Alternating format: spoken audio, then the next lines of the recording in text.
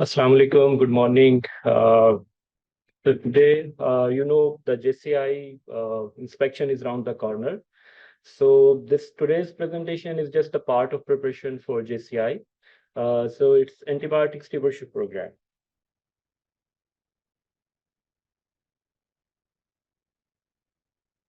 So today's objectives will be the goals of Antibiotic Stewardship Program, understanding the core elements of effective antibiotic stewardship program, and to learn how the hospitals can improve antibiotic prescription.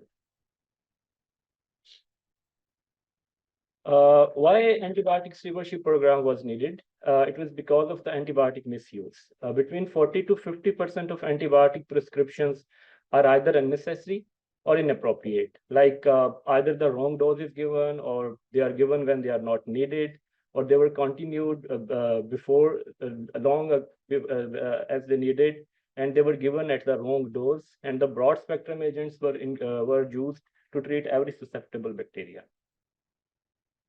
So the consequences of inappropriate use, antibiotic exposure is the single most important risk for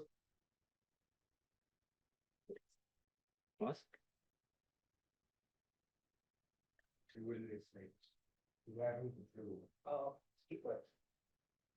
So antibiotic exposure is the single most important risk for Clostridium difficile infections.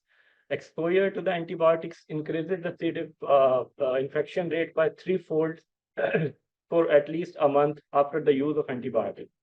And up to 85% of the patient with C. diff infection have antibiotic exposure 28 days before the infection. And antibiotics definitely come with the adverse events also. So 1 in 5 drug-related adverse events have been reported, and greater than 140,000 ER visits per year have been due to antibiotics adverse effects.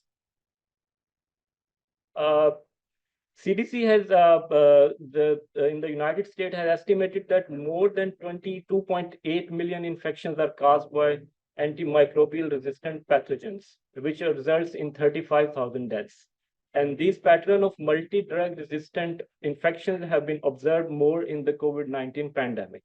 And we have also observed that in our clinical practice that now some patients, they are coming with the resistant pathogens involving the upper respiratory tract infections. And we have seen the resistant pattern emerging against azithromycin. So antibiotic use drives resistance. The microbes, they are smart. When you use antibiotic against the microbes, they develop resistance by the time. So the administration of an antimicrobial course to a patient exposes to approximately 10 to 12 bacteria in that patient to selective pressure, which may alter the intestinal microbiota also for a year. So the increasing use of antibiotics increases the prevalence of resistant bacteria in hospitals. So what is the antimicrobial resistance? It's basically the ability of the microorganism against the antimicrobial agent to stop working against it. So the standard in what it called, like what are the effects of that? So the standard treatment, standard antibiotic we are using, they become ineffective. So we have to use the newer broad spectrum agents. So the cost increases, the length of the stay increases, and definitely the resistant pattern caused the more harm to the patient's health. So keeping in view all that, there was a program needed to observe the prescription of the antibiotics and its use. So the JCI started the antibiotic stewardship program in April 2017. So what is antimicrobial stewardship? Is it basically the multidisciplinary and facility-specific effort to optimize antibiotic prescription? Like the right antibiotic should be used at the right time, right dose, and for right duration. So the primary goal of the antibiotic stewardship is optimize clinical outcomes while minimizing the unintended consequences of antimicrobial use, including toxicity and emergence of resistance. So this is the timeline of antibiotic stewardship projects. It was implemented in 2017, and then they keep on changing it. New recommendations came, and the latest were in 2023. So These are the core elements of Antibiotic Stewardship Program. They were implemented in 2017. So one by one, I will discuss it. So first one is the leadership commitment. Like the Antibiotic Stewardship Program should have a head of the program, which can either be a physician or a pharmacist. That he's the one responsible for the activities of Antibiotic Stewardship Program. Then accountability. The Antibiotic Stewardship Program leader should be accountable for all the actions and all the activities of stewardship program. The key supporters with that will be all the stakeholders of the hospital, including hospital administration, clinicians, pharmacists, infection control team, quality improvement staff, laboratory staff, and nurses. And definitely in the new guidelines, they have included the IT staff also.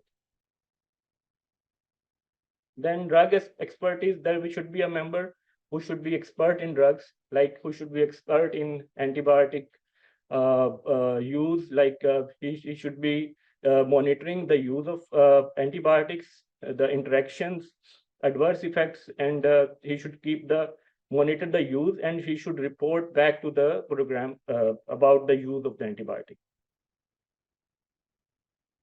So the antibiotic stewardship should implement policies and guidelines that support the optimal use of antibiotics. It include the dose, duration, and indication, and develop and implement facility-specific treatments for recommendations.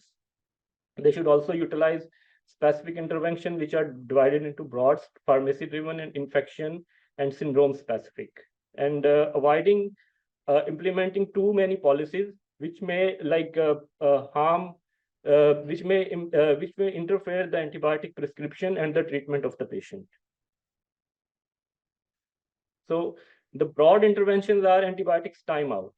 Like when antibiotic is started, that should be reassessed after 24 to 48 hours when the culture results are available. And at that time, there should be a reassessment of the prescribed antibiotic according to the culture available. Then pre-authorization. Pre-authorization is the process in which some restricted antibiotics are selected.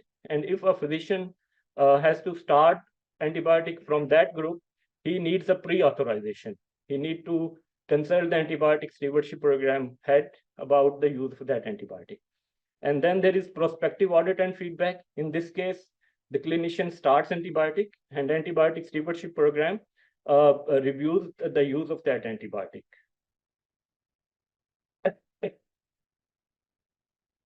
Then some interventions are pharmacy driven, like the pharmacy should take care of the dose adjustment, dose optimization, and there should be automatic alerts in the situation where therapy might be unnecessarily duplicative, like the double antibiotic have been started or antibiotic is continued beyond its time.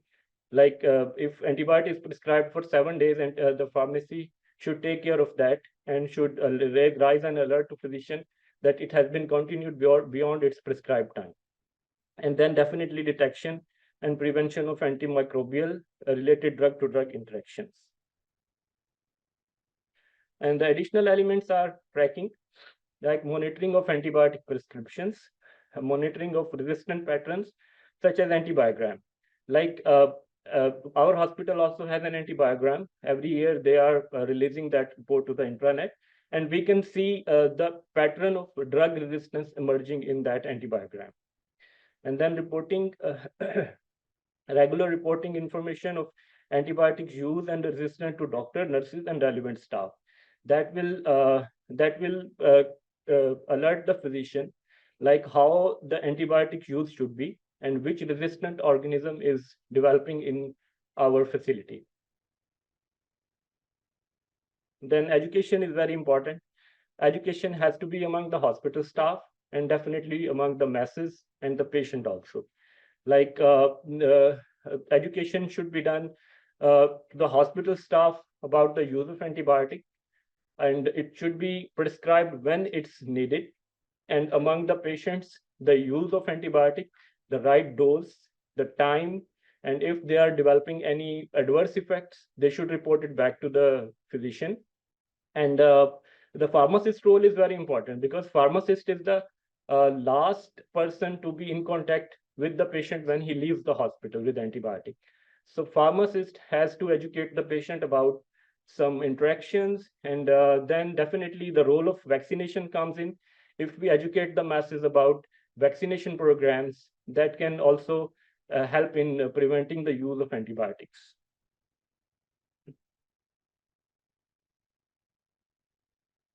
Then we can keep the help of social media to raise the awareness among the people about the use of antibiotic. Because we know in our clinics, many times patients come with simple respiratory tract infections, and they are keep on asking us about the antibiotic, like doctor write us antibiotic. So that we should educate the people about the antibiotic and its harms, inappropriate use of its harms. In 2023, JCI revised the standards of all the core elements, and some of them were re-emphasized and some of them were added in that. So the revised standards for JCI, which they will be looking for in this inspection, are the hospital should establish antibiotic stewardship program as an organizational priority through the supports of its antimicrobial stewardship program. Then hospital should allocate financial resources for staffing and IT to support the antibiotic stewardship program. Now they have included IT because they say that the IT should prepare the data and they should release it to the physicians about the use of antibiotic, and if there is any emergence of any resistant bacteria, about the percentage, about the stats. The governing body of the hospital should appoint a physician or pharmacist as the leader of antibiotic stewardship program.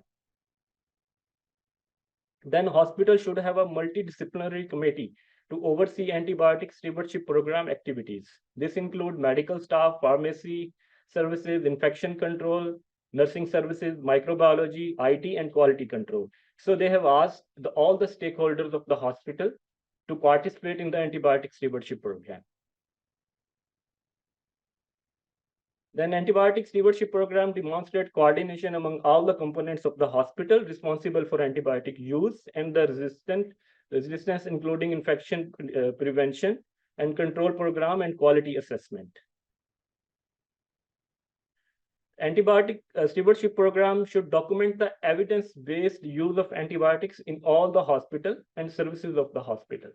So wherever the antibiotics are being used, the antibiotic stewardship program should monitor that either the antibiotics are being prescribed as the evidence-based, because most of the antibiotics are being written empirically.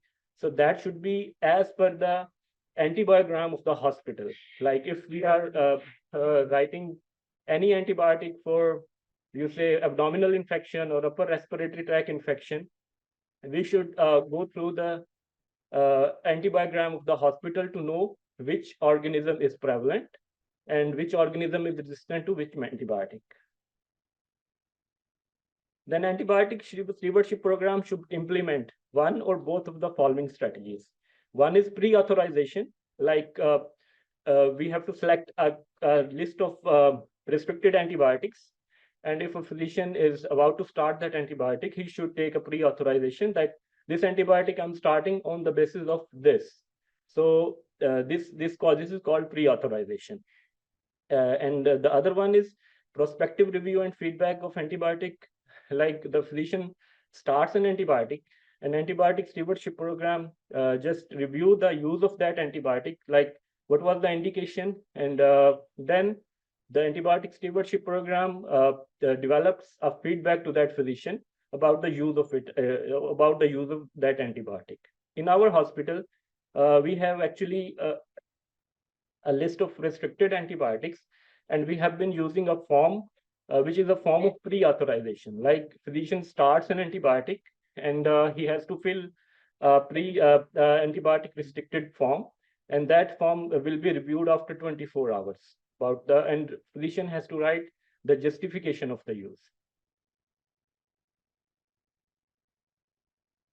Then antibiotic stewardship program should implement at least 2 of the evidence-based guidelines to improve antibiotic use for the most common indications. This include community-acquired pneumonia, urinary tract infections, skin or soft tissue infection, C. diff colitis, asymptomatic bacteriuria, and plan for parenteral to oral antibiotic conversion and use of surgical prophylactic antibiotics.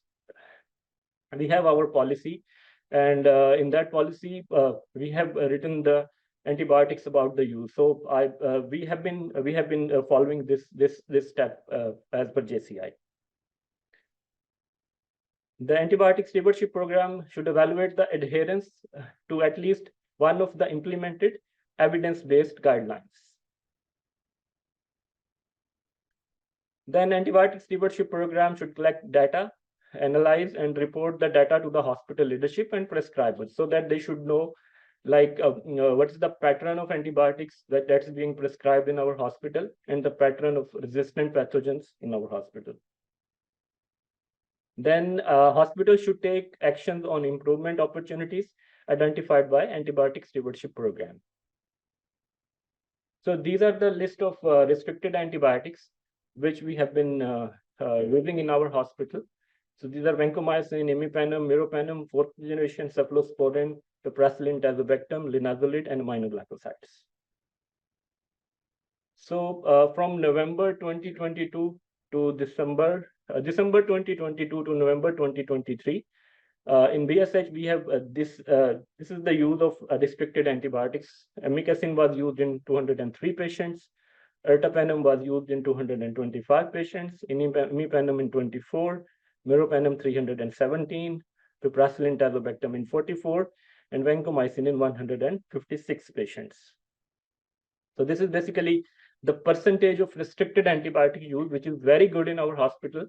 Like you can say, you can see from December to November. So in the month of December, it was only 44% of the total antibiotic prescriptions, the use of restricted antibiotics. So in all the months, it's around 5%.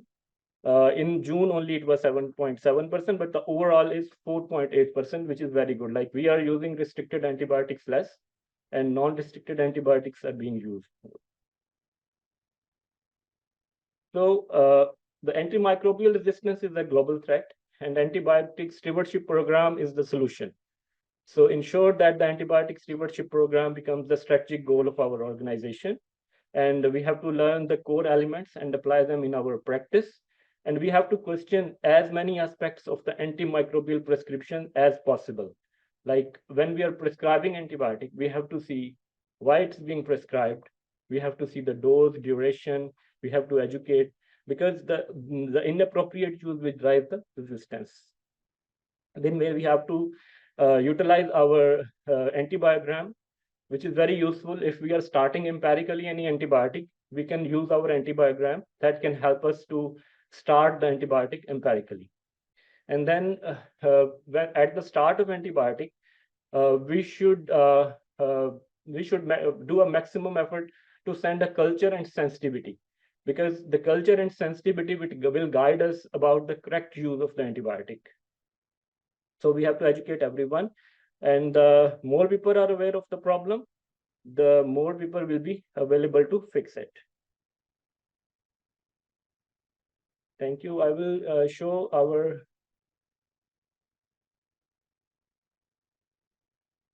So this is the restricted antibiotic use justification form, which we have been using, and it has to be filled by the physician who is starting a restricted antibiotic. So it is a very detailed form with the name of the drug and whether it was started empirically or it started on the basis of culture sensitivity. And then we have to write down the culture results in detail if they are available, and the justification, whether it was empirical or culture sensitivity based. And then it has to be revised by the antibiotic stewardship program leader. Thank you so much.